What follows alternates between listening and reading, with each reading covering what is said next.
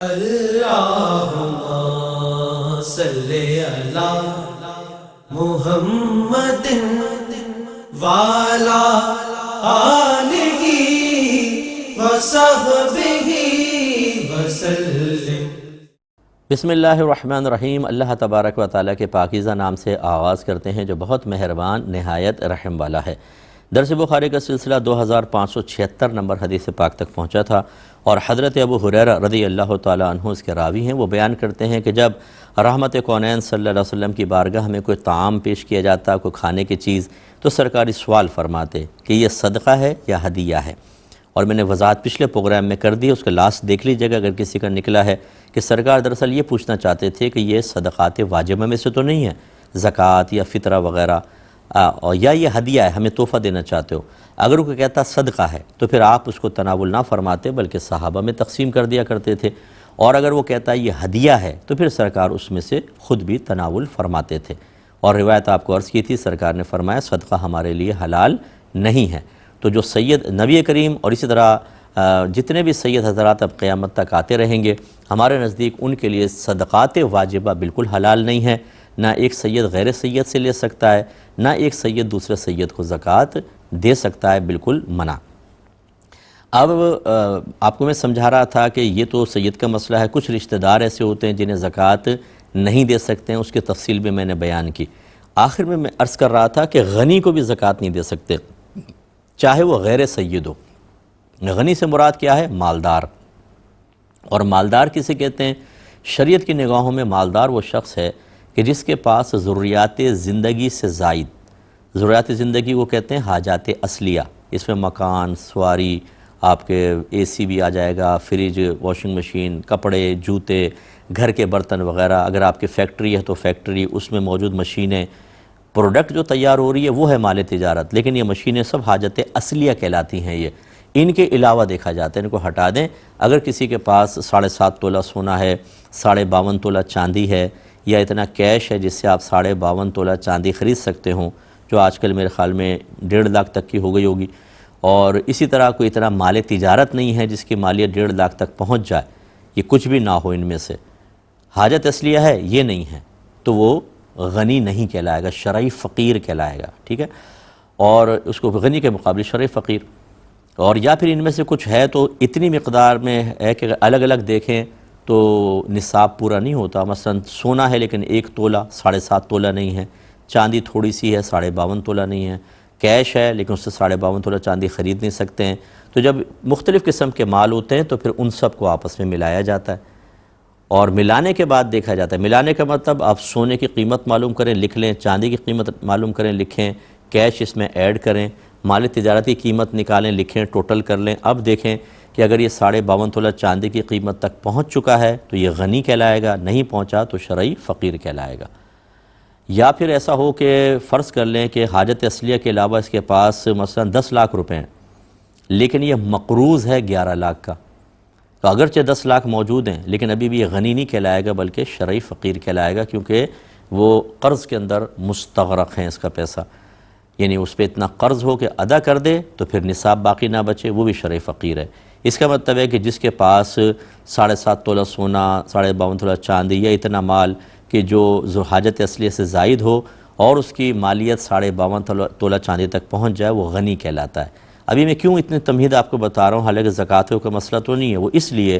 کہ بعض welfare hospitals ہوتے ہیں جس میں لوگ زکوٰۃیں دیتے ہیں دیگر کہ اس سے غریبوں کا علاج کر دیں۔ یاد رکھیں وہاں غنی علاج نہیں کروا سکتا، مفت علاج نہیں کروا سکتا، کیونکہ آپ غنی ہیں اور آپ ان صدقات کے مستحق نہیں ہیں۔ ہاں یہ ہو سکتا ہے کہ آپ نے دیکھا کہ کوئی ویلفیئر ہاسپٹل ہے جس میں بہت ہی ماہر ڈاکٹر بیٹھتے ہیں، اپنا وقت دے رہے ہیں، اور آپ کسی اور جگہ کسی اور سے سیٹسفائیڈ نہیں ہیں، ان ڈاکٹر سے ہیں، اب مجبوری کے اندر آپ وہاں علاج کروانا چاہتے ہیں تو کروا سکتے ہیں، لیکن ہاسپٹل سے ہیلپ نہیں لے سکتے۔ پھر آپ اس کا پورا بل پے کر کے چلو مخصوص ڈاکٹر سے آپ نے علاج کروایا کروا لیں، لیکن اس سے فائدہ حاصل نہیں کر سکتے ہیں کیونکہ وہ غریبوں کا حق ہوتا ہے۔ اسی طریقے سے اگر آپ کا بچہ کسی دارالعلوم میں پڑھ رہا ہے تو یاد رکھیں اگر نابالغ بچہ ہوتا ہے نا تو جو حکم والد کا ہے وہی بچے کا ہوگا،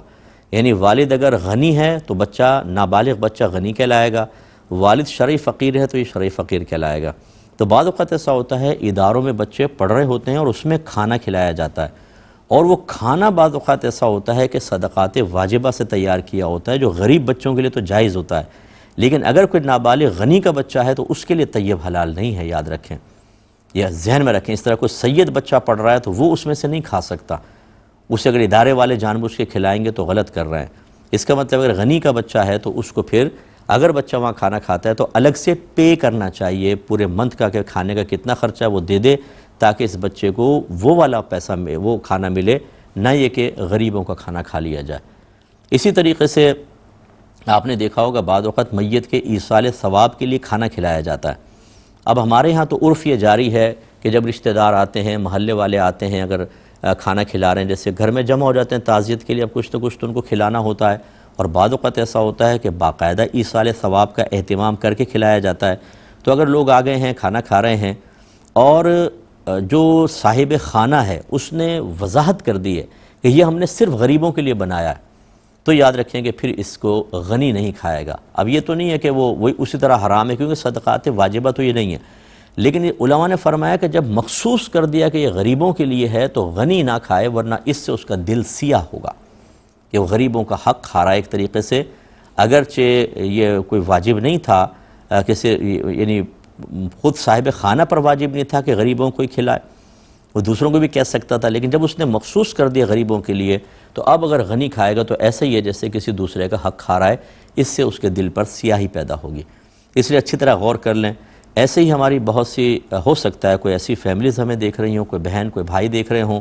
جو اپنے آپ کو تنگ دست گمان کر کے کسی سے زکوٰۃ وصول کرتے ہیں،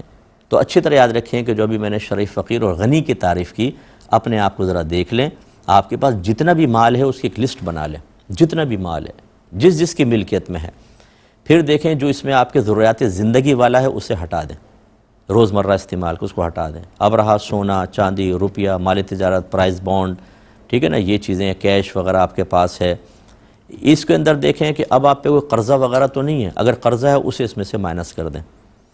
باقی جو بچے، اور اس کے علاوہ اگر آپ نے کسی کو قرضہ دیا ہوا ہے اس کو اس میں ایڈ کر لیں،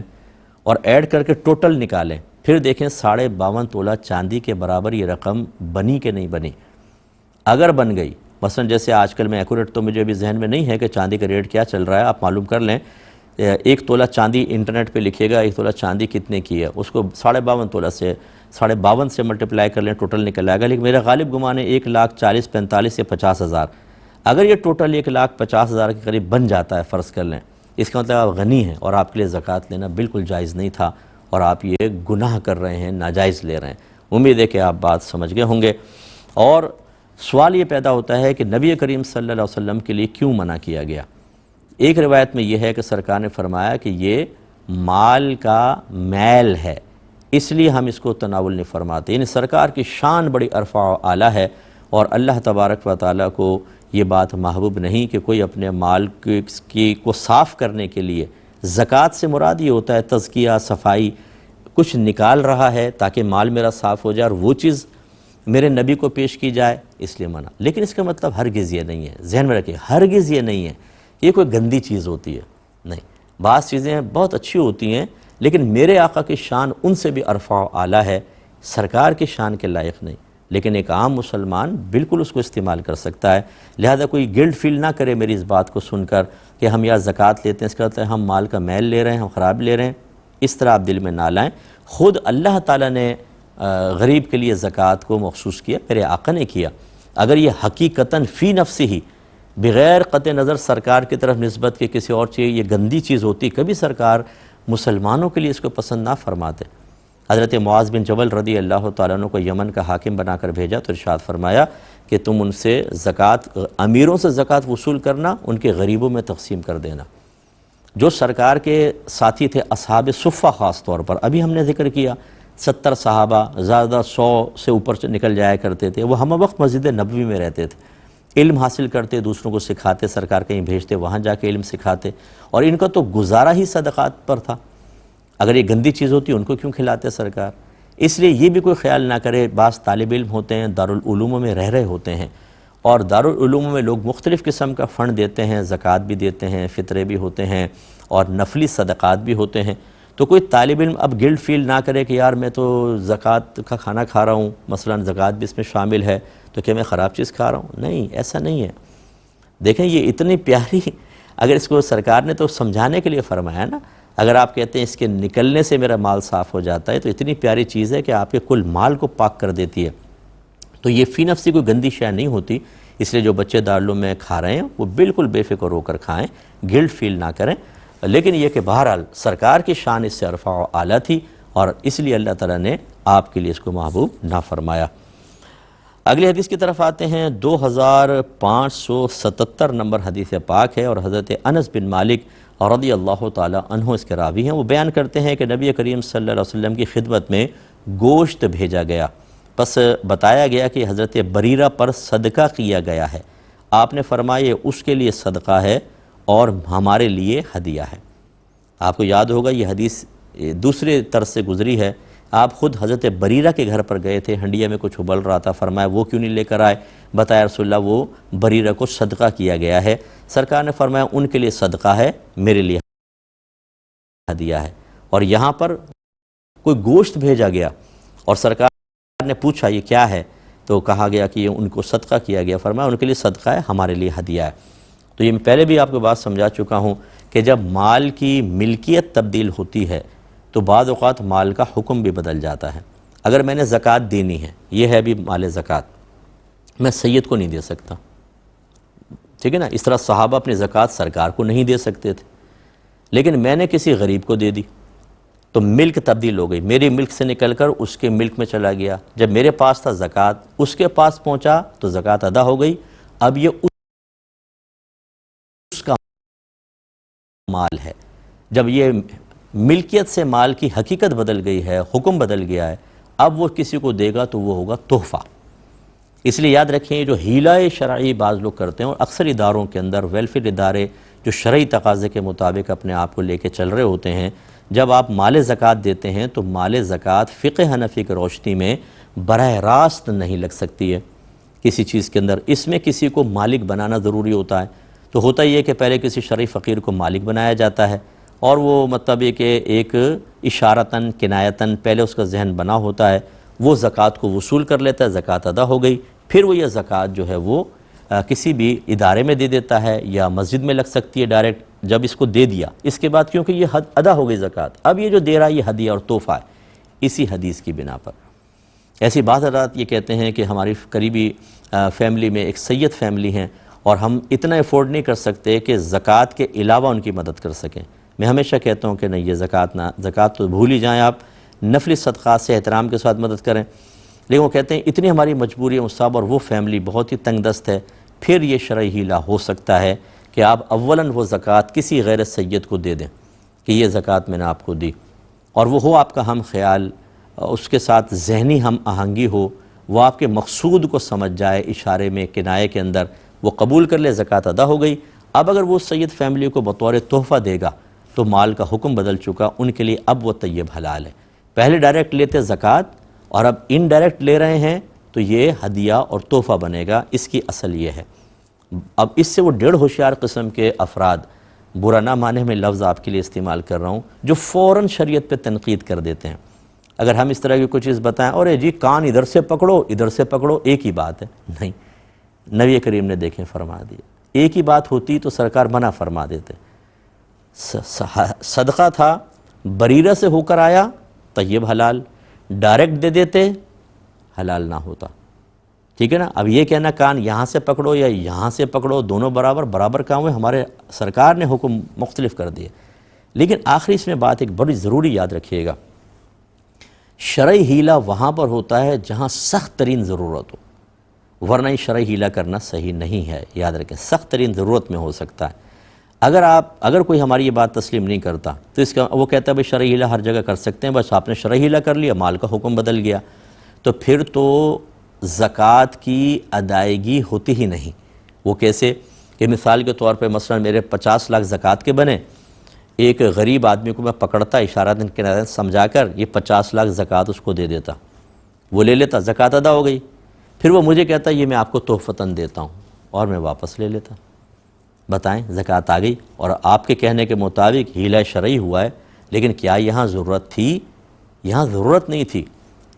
اس کو یاد رکھیں، جیسے بنی اسرائیل کے اندر تھے کہ ہفتے کے دن ان کو شکار سے منع کیا، ہفتے کے دن بڑی مچھلیاں آتی، باقی دن میں نہیں آتی تھیں۔ اب وہ بڑے پریشان، انہوں نے کیا کیا کہ جمعے کے دن نہریں کھودیں اور اس کی یعنی نہر کو کھود کے اس کا پانی ادھر لائے اور بڑے بڑے گڑھے بنا دیے، تو مچھلیاں جو ہیں وہ ایسے چھوڑ دیا۔ ہفتے کے دن آیا تو مچھلیاں ان میں آ گئی گڑھوں میں، ہفتے کو شکار نہیں کیا، بس راستے بند کر دیے۔ جب اتوار آیا تو وہاں سے مچھلیاں نکال لی۔ تو آپ غور کریں کہ انہوں نے بھی ایک حیلہ کیا تھا کہ ہفتے کے دن صرف گڑھوں تک مچھلی لائے، شکار نہیں کی، لیکن اللہ نے ان پہ عذاب نازل فرمایا اور ان کو بندروں کی شکل میں تبدیل کر دیا۔ تو جو لوگ اس طریقے سے شرعی حیلہ اختیار کر کے اللہ تعالیٰ کے احکام سے راہ فرار اختیار کرتے ہیں، نافرمانی اختیار کرنے کی کوشش کرتے ہیں، کوئی ضرورت، حاجت، تکلیف، مشقت نہیں بلکہ صرف نفع کا حصول مقصود ہوتا ہے، ان کے لیے بہت زیادہ خطرات ہیں۔ اس لیے جتنے میرے بھائی بہن سماعت فرما رہے ہیں، اگر کبھی شرعی حیلہ کرنے کی ضرورت پیش آئے کہ آپ کہتے ہیں بھئی اس وجہ سے ہم شرعی حیلہ کرنا چاہتے ہیں، تو پہلے کسی مستند مفتی صاحب سے معلوم کیجئے گا، مستند مفتی صاحب سے، عالم سے نہیں، مفتی سے، اور ہر مفتی سے نہیں، مستند مفتی صاحب جو کافی عرصے سے فتویٰ دے رہے ہوں۔ اور یہ آپ اپنے قریبی دارالعلوم میں اہل سنت کے کسی کے پتہ کریں گے تو آپ کو پتہ چل جائے گا جی یہ مفتی صاحب بہت عرصے سے فتویٰ دے رہے ہیں، ان سے معلوم کریں۔ ورنہ ہر اپنے نام کے ساتھ مفتی لکھنے والے حقیقتاً گہرے مفتی نہیں ہوتے ہیں، ہوتے ہوں گے مفتی لیکن اتنے گہرے نہیں ہوتے، مستند قابل اعتماد نہیں ہوتے۔ قابل اعتماد مفتی صاحب سے پوچھیں اس مقصد کے لیے شرعی حیلہ کرنا میرے لیے جائز ہے کہ نہیں، وہ کہیں یس تو پھر کریں، ورنہ نہ کریں۔ ورنہ میری 34 سالہ زندگی میں نے اتنے واہیات مقاصد کے لیے لوگوں کے صدقات کو اسی طرح کنورٹ کر کے اپنے ذاتی مفادات کے لیے استعمال ہوتے دیکھا ہے کہ کانوں کو ہاتھ لگاتا ہے آدمی، یہ شرعاً جائز نہیں ہوتا۔ اس لیے یہ بھی اس مقام پر ضرور ذہن نشین رہے۔ اور جو میرے بھائی بہن فرض کر لیں اس طرح شرعی حیلے کر چکے ہیں، کسی کے بھی کہنے پر خدا را ایک دفعہ ری چیک کروا لیں، ایسا تو نہیں کسی کے زکوٰۃ آپ ضائع کر چکے ہیں تاکہ آپ گناہ سے بچیں۔ 2578 نمبر حدیث پاک ہے، حضرت سیدہ عائشہ صدیقہ رضی اللہ تعالی عنہا بیان کرتی ہیں، اور یہ حدیث کئی مرتبہ گزر چکی، جو ریگولر دیکھنے والے ہیں اس مقام پہ دوبارہ لائے ہیں